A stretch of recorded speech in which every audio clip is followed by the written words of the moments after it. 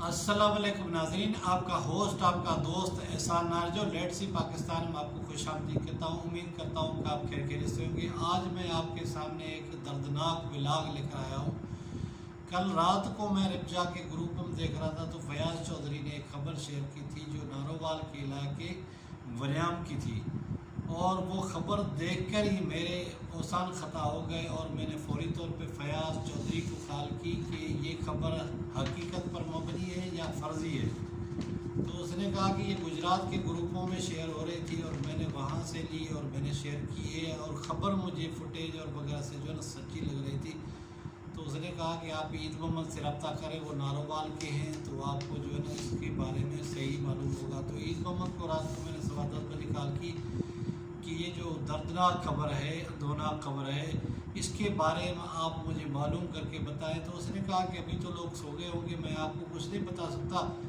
अलबत्ता सुबह आपको मैं कंफर्म करूंगा। तो आज सुबह उसने 10:30 बजे मुझे कॉल किया और कहा कि ये खबर बिल्कुल सच्ची है, और ये खबर ऐसी खबर है जो आप ही सुनेंगे, आप ही पढ़ेंगे तो आप अल्लाह अल्लाह करके रह जाएंगे कि हमारे मुल्क में क्या हो रहा है, किस तरह हो रहा है। ये खबर है नारोवाल के इलाके वरियाम की, जहाँ मोहम्मद कदीर वलद मोहम्मद फरीद ने एक माइक्रो फाइनेंस बैंकें हैं जिनसे 2 बैंकों से इसने कर्जा लिया था। और ये जो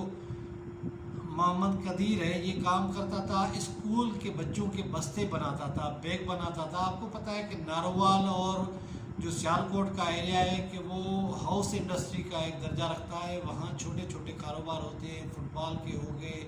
क्रिकेट के हो गए, स्क्वाश के हो गए, यानी खिलौनों के हो गए और मुख्तलिफ़ किस्म के। तो ये मोहम्मद कदीर जो है ना वलद मोहम्मद फरीद, ये बनाता था बस्ते, बच्चों के स्कूल के बस्ते, और वहाँ बेच के ये अपना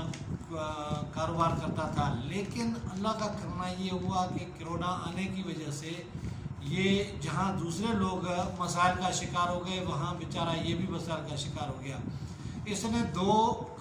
यानी जो माइक्रो फाइनेंस बैंक है उनसे कर्जा लिया था अपने कारोबार की बेहतरी के लिए, उसको बढ़ावा देने के लिए। लेकिन उमूमन हमारे यहाँ ये होता है कि जब कोविड आ गया, स्टेट बैंक और हुकूमत पाकिस्तान ने हिदायत जारी की कि बैंक से जो है ना कर्जा 1 साल के लिए डिफ़र कर दें,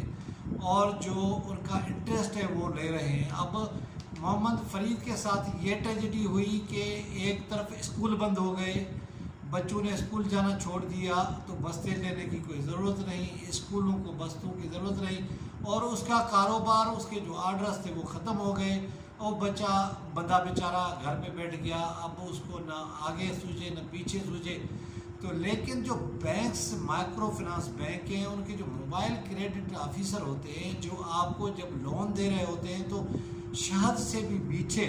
और मोम से भी नरम होते हैं। इतने आपको पुलाव देंगे, इतने ख्याली माल बनाएंगे, इतनी बातें बताएंगे और इतने फ़वाइद गिनाएंगे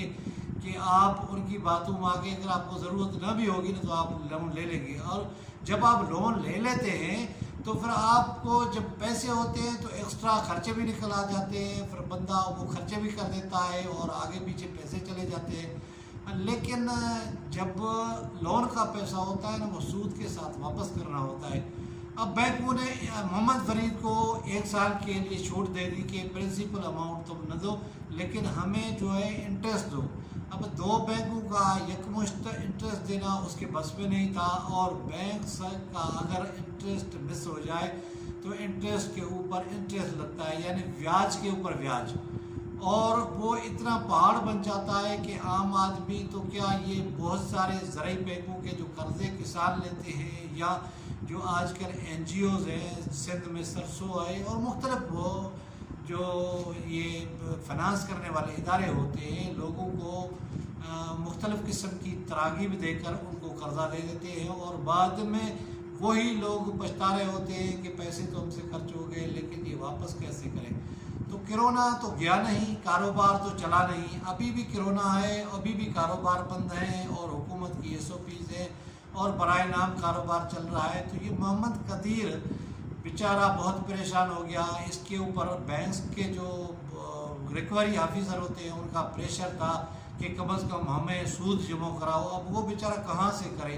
جو اس کا کاروبار تھا وہ تو بالکل ٹھپ ہو گیا، جو اسکول کے بستے بناتا تھا، بیگ بناتا تھا، نہ اسکول کھل رہے تھے نہ اس کے بستے بک رہے تھے، تو یہ بندہ پریشان تھا۔ اور اس پریشانی کے عالم میں اس نے، اس کی بیوی نے اور 3 بچوں نے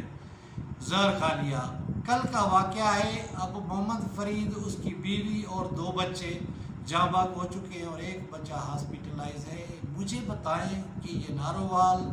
جہاں سے فرشتہ صفت انسان احسن اقبال بلند دعوے کرتا ہے کہ میں نے نارووال کی قسمت بدل دی، لیکن محمد فرید کی قسمت میں تو موت ہی لکھی تھی۔ دوسرے طرف عمران خان، اس کی ٹیم کے عثمان ڈار، فردوس عاشق اوان، نہ جانے اور کتنے لوگ ہیں جو نارووال اور سیالکوٹ سے اس کی ٹیم کا حصہ ہیں، لیکن وہ اس محمد فرید کے درد کو نہیں جان سکے۔ یہ مدینے کی ریاست بنانے چلے ہیں، لیکن محمد فرید یہ پیغام دے کے چلا کہ آپ مدینے کی ریاست بناؤ، ہم تو جا رہے ہیں، ہم تو چلے۔ اب مجھے بتائیں کہ یہ رات خبر جیسے میں نے دیکھی، اس کے بعد آپ یقین کریں گے کہ میرے اوسان خطا ہو گئے اور ایک بڑی دردناک کیفیت سی رہی ساری رات۔ تو اس بندے نے کتنی مشکل، کتنی تکلیف کے ساتھ یہ فیصلہ کیا ہوگا، اپنی بیوی کو راضی کیا ہوگا کہ زمانے کی ذلت سے، بینکوں کی کھچر خواری سے اور ان کی روز تانے اور علاقے میں خواری سے ہم زہر کھانے کا فیصلہ کر لیتے ہیں۔ معصوم بچے، ان کو کوئی پتہ نہیں ہوگا، انہوں نے کھانے میں ان کو کھلا دیا ہوگا۔ اور یہ اجتماعی خودکشی ایک ہمارے معاشرے کا ایک سنگین باب ہے۔ اب میں یہ نہیں کہتا کہ یہ اکیلا محمد فرید ہے، یہ ہمارے معاشرے کے لیے سوالیہ نشان ہے، اور نہ جانے کتنے ملک کے اندر اس طرح کے لوگ ہوں گے جنہوں نے اپنی زندگی کا دیا خود ہی بجھا دیا ہوگا۔ اور جو یہ پرائیویٹ لوگوں نے بھی بیاج کا کاروبار شروع کیا ہوا ہے، سود کا کاروبار شروع کیا ہوا ہے۔ میں نے کئی خبریں روزانہ اخبار میں ہماری نظر سے گزرتی ہیں، جب خبریں ایڈٹ کرتے ہیں تو وہاں قاضی احمد ہو یا گبٹ ہو یا شکرگڑھ ہو یا پھر جو ہے نا نارووال ہو، اس طرح کے واقعات ہر دوسرے تیسرے دن ہمارے سامنے گزرتے رہتے ہیں، لیکن اسٹیٹ ہے اس پہ کوئی نوٹس نہیں لے رہی۔ اب میں تو کہتا ہوں کہ وزیر اعظم عمران خان کو اس واقعے کا، وزیر اعلیٰ عثمان بزدار کو اور گورنر اسٹیٹ بینک کو اس واقعے کا نوٹس لینا چاہیے، اور محمد فرید نے جن 2 مائکرو فنانس بینکوں سے قرضہ لیا تھا اور ان کے جو ریکوری آفیسر تھے ان کے اوپر یہ ایف آئی آر درج کرنی چاہیے کہ کیا وہ بینک کے فرید کے قرضے واپس نہ کرنے کی وجہ سے دیوالیہ ہو رہے تھے، کیا ان کا محمد فرید کی طرف کروڑوں روپے کا قرضہ واجبات تھا جس کی وجہ سے اس کو اتنا ٹارچر کیا، اس کو اتنا ذلیل کیا، اس کو اتنا خوار کیا کہ وہ بندہ اجتماعی خودکشی کرنے کے فیصلے پہ پہنچ گیا۔ کیا حکومت یہ جو احساس پروگرام شروع کیا ہوا ہے، کیا ان کی وہاں تک اپروچ نہیں تھی؟ اس طرح کے معاملات، اس طرح کے جو واقعات ہیں ان کے اوپر حکومت جو ماں کا درجہ رکھتی ہے، ریاست ماں کا درجہ رکھتی ہے، اور یہ جو ہمارے ادارے ہیں ان کا کام ہوتا ہے کہ وہ اس طرح کے حالات اور اس طرح کے واقعات سے اپنے سپہ سالار کو، اپنے اداروں کے سربراہوں کو آگاہ کریں اور بتائیں کہ یہ ہمارے ملک میں ایسا بھی ہو رہا ہے جس کی وجہ سے لوگ 2 وقت کے کھانے کی روٹی سے ترس رہے ہیں۔ موجودہ مہنگائی کے عالم میں آپ دیکھیں کہاں کنسٹرکشن انڈسٹری، حکومت تو دعوے کرتی ہے کہ ہم نے کنسٹرکشن انڈسٹری کو بوسٹ دیا ہے، لیکن دوسرے طرف جو کنسٹرکشن مہنگی ہو گئی ہے، عام آدمی اپنے گھر کی اپنے چھت نہیں بنا سکتا، تو یہ صورتحال ہمارے معاشرے کا ایک سنگین جرم اور ایک سنگین باب ہے۔ اس صورتحال کو اگر حکومت نے اور ہمارے اداروں نے نوٹس نہیں کیا اور اس واقعے کا نوٹس نہیں لیا تو یہ آنے والے مستقبل میں ہمارے لیے ایک بہت بڑا دردناک انجام ثابت ہو سکتی ہے۔ جو لوگ قرضہ نہ اتار سکیں، اب دیکھیے یہ بات ہے کہ امیر اربوں روپے کا،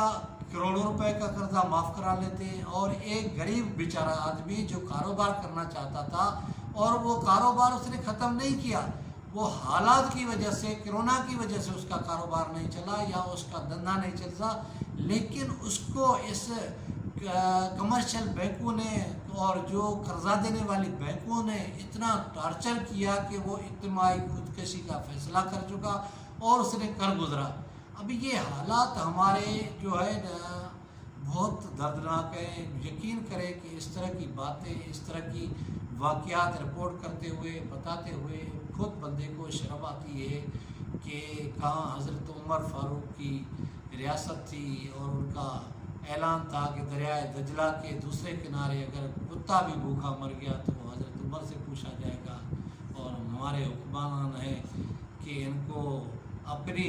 پبلسٹی اور اپنی پارٹی کی پبلسٹی کے علاوہ کچھ نظر نہیں آتا۔ ان کو ہمارے معاشرے میں ہونے والے سنگ دلی کے واقعات، بڑھتے ہوئے ریپ کیسز کے واقعات، جنسی تشدد کے واقعات اور خودکشیوں کے واقعات ہمیں یہ بتا رہے ہیں کہ ہم سب اچھا نہیں ہے۔ یہاں لوگوں کو 2 وقت کے کھانے کی روٹی میسر نہیں، لوگ علاج معالجے کے لیے مقروض ہو رہے ہیں، اپنی زندگی کا پہیہ چلانے کے لیے وہ بینکوں کو قرضہ نہیں دے سکتے، ان کو سود نہیں دے سکتے۔ میں تو کہتا ہوں کہ حکومت جو دعوے کر رہی تھی کہ ماضی کے حکمرانوں نے 30,000 ارب ڈالر کا قرضہ چڑھا دیا ہے، اور یہ موجودہ 3 سال کے اندر 43,000 ارب